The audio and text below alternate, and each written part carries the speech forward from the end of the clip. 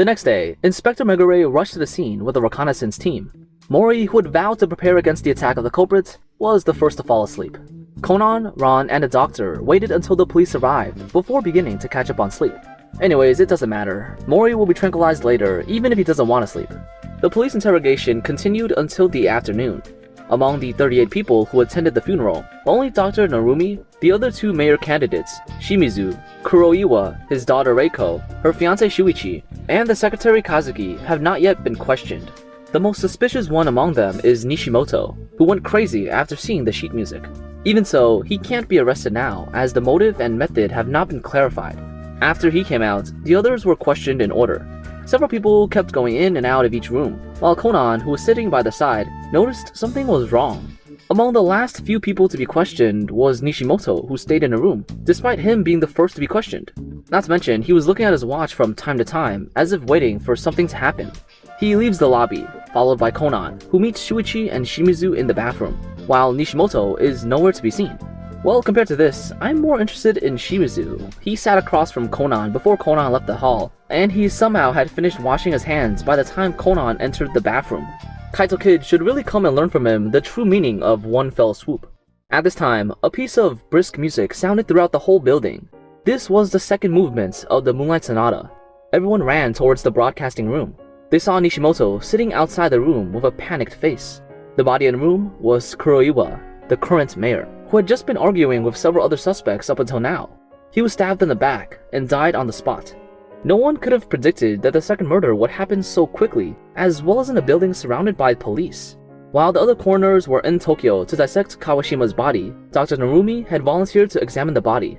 The death time of the deceased is only a few minutes, and the music that played from the tape had a blank start of 5 minutes and 30 seconds.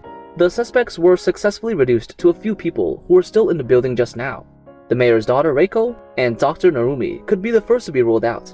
They had been beside the police and Conan within the first few minutes of the incident. The biggest suspect, Nishimoto, was still acting strangely, as well as Shimizu, the only surviving candidate for mayor who could stand to benefit the most from these two murders. The second crime sheet also left a musical sheet of sorts, which was written with the victim's blood. The blood had already dried. The victim wouldn't have been able to leave a complicated death message when he was stabbed in the back. Judging by the sheets on both occasions, the murderer was trying to tell others something. Music is Conan's Achilles' heel. With the help of Ron, connecting the black piano keys with English characters reads, "You realize that, don't you? You'll be next."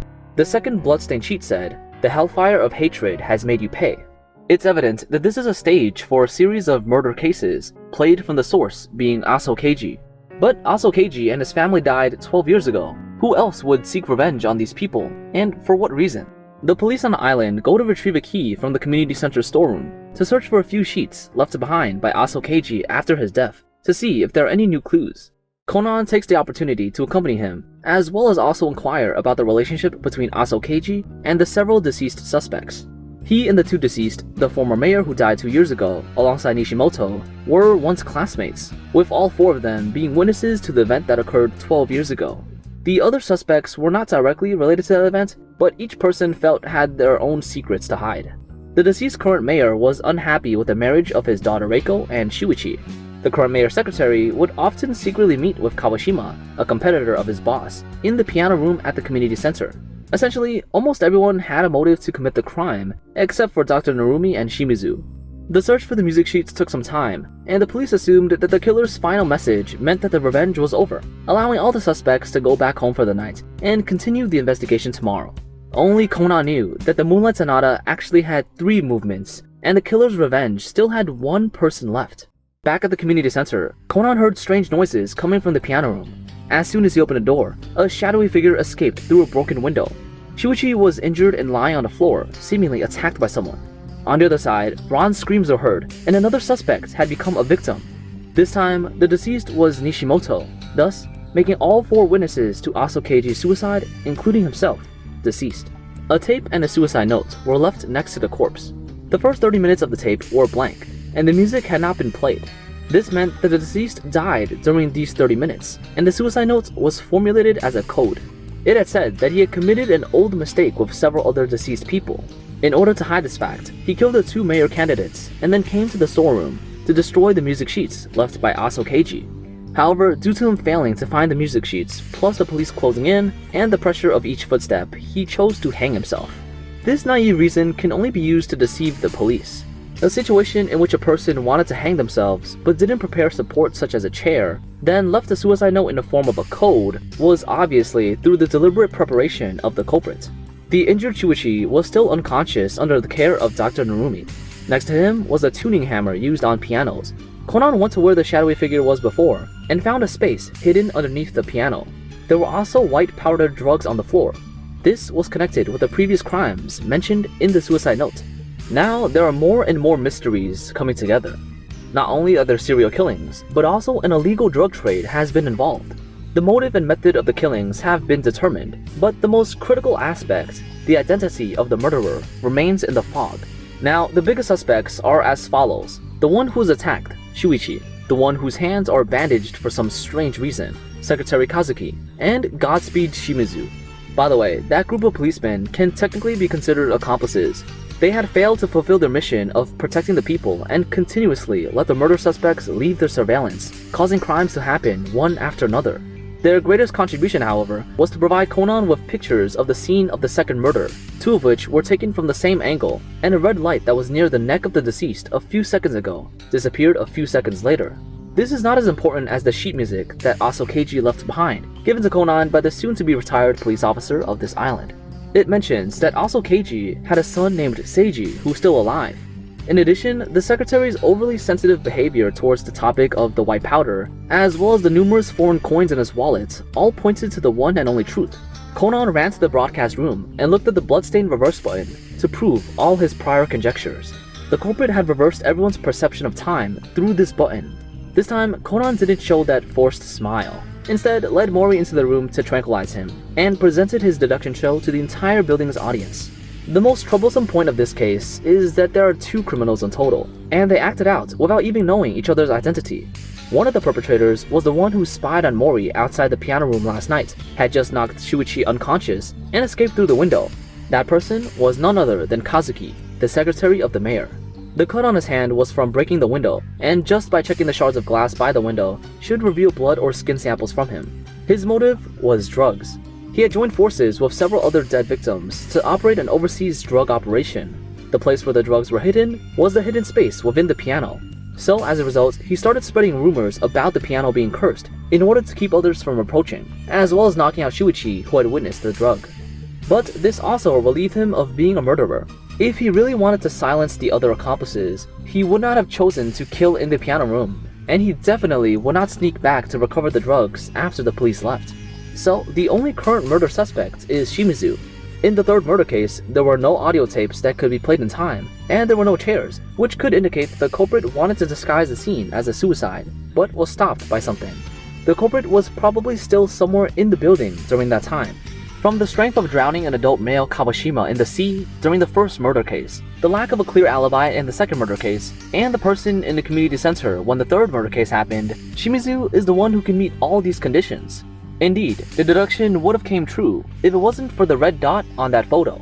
In the second murder case, the culprit utilized this to create an alibi. There was a 5-minute blank at the beginning of the tape, making everyone think that the deceased died within 5 minutes. But the blood on the ground had already dried to prove that the deceased had been dead for at least 15 minutes. That is to say, the murderer did some manipulations to the tape, first playing the reverse side of the tape to create a gap of more than 5 minutes, then turning off the reverse light after other people heard the music and had found the body. The only suspect who could approach the victim after the incident was Dr. Narumi. To begin with, through the first murder case where the police came to the conclusion that the tape could be used as a basis for the time of death, and waited until the forensic examiner returned to Tokyo to dissect the body, then committed the second incident. Narumi, the only one on the island with a medical background, could make contact with the dead body, turn off the reverse light, and make up a death time to match the blank tape that was played. Even if there was another professional forensic examination in the future, at the time, the difference of only 10 minutes would be treated as a margin of error. Thus, a perfect alibi was established. The culprit's criminal motive was to avenge Asokeiji, who had died 12 years ago. Dealing with foreign drug dealers would inevitably require a contact person.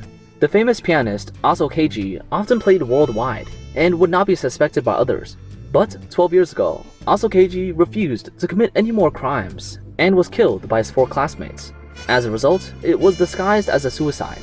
At the time, he still had a son named Aso Seiji, who stayed in Tokyo. After his father died, he was adopted by a family named Asai. He changed his name to Narumi and returned to this island as a female doctor to investigate the cause of his father's death. The former mayor died of a heart attack after finding out his identity. Narumi found the truth in subsequent investigations and devised these criminal methods from the Moonlight Sonata piece his father liked. He had set up a smoke bomb ever since the first murder case. His female identity made it hard to believe that he had the strength to drown an adult. He deliberately spent the night in a room with Mori's 3-member group and waited for the police officers to arrive in the morning before sleeping, so that his questioning would be postponed until the next afternoon.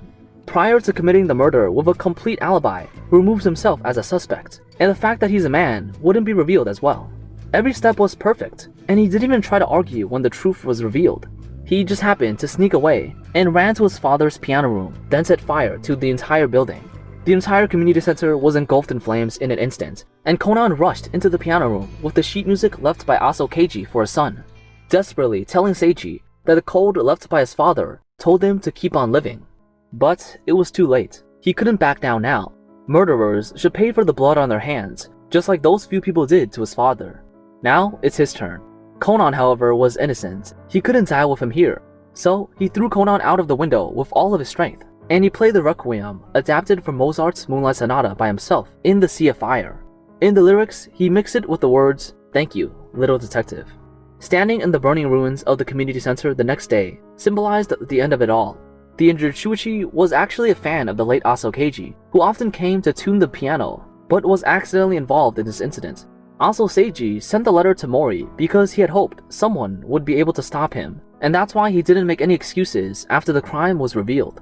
I'm pretty sure Uncle Mori was able to see through Aso Seiji's gender from the very beginning, otherwise he would have definitely invited him on a date with hearts in his eyes. Seeing as he and Ran have slept together at night in other cases, Conan would have got rid of him a long time ago. All jokes aside, this case significantly influenced Conan, making him deduce in the future with the murderer's safety in mind, rather than just being a detective who had the fun of cornering a culprit to death like in the first episode. This famous detective with blood on his hands will pay for his sins by saving more people in the future. 犯人を推理で追い詰めてミスミス自殺させちまう探偵は殺人者と変わらねえよ。完璧な人間なんてこの世にいやしねえよ。俺だってたった一人だけ。